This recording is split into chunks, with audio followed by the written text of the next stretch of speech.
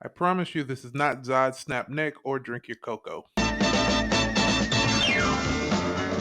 Wonder Woman, Wonder Woman.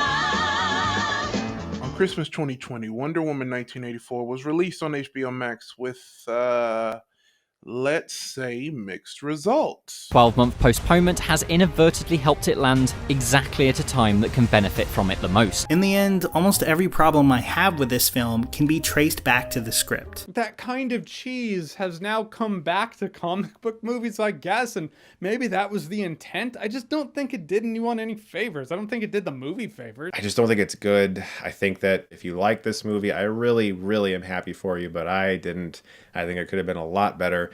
And I'm still very excited to see what Patty Jenkins does. It's an imperfect film, but it's an ambitious film, and it's a gorgeous film, and it's a moving film. Notable improvement on its already great predecessor, Wonder Woman 1984 is exactly the kind of bright and hopeful movie the character's legacy deserves.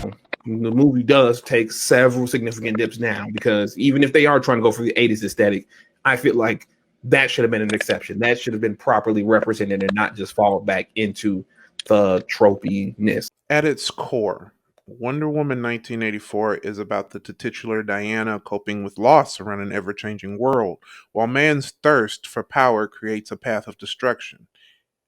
Now, when I say that, that sounds like an epic action drama, right?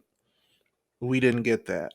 Instead, we got a film that suffered from nostalgia goggles, a rushed plot, cheesy character arcs, and a lazy Hans Zimmer score, because, bro, what were you doing?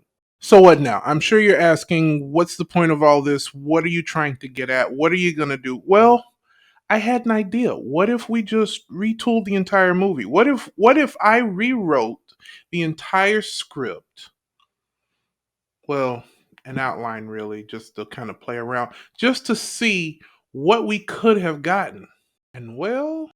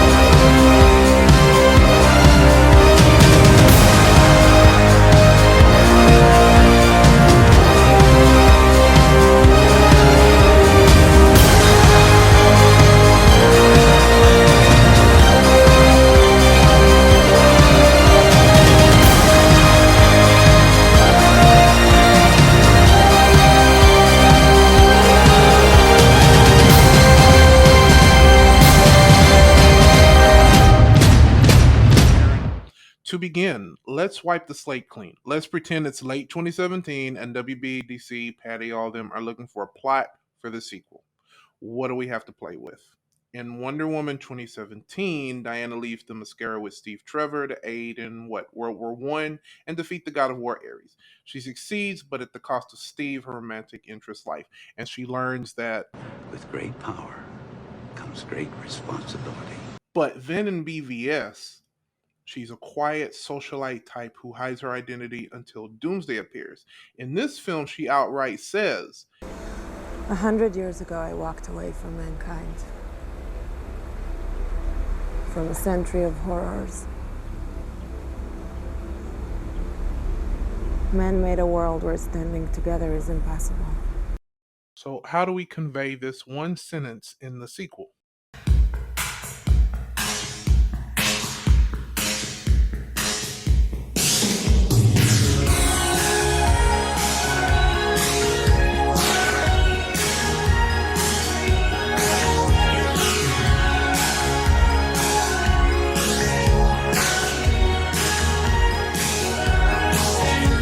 Let's keep 1984.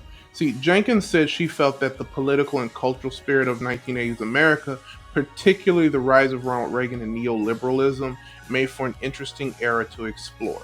She's on the record saying we were celebrating excess wealth and power and money for no reason, having it all just because we wanted it, not because we earned it, not because of hard work, not because of any of these things. How about we kick that up to an 11? How about 1984 is an idea and not the actual date? Let's take Orwell's concepts of totalitarianism and blend it with 80s neoliberalism that some could consider neo-fascism. My favorite F word, right? So what happens when the champion of freedom, love, and feminism, who left her home to free the world of war, by the way, sees the extremity of mankind's greed?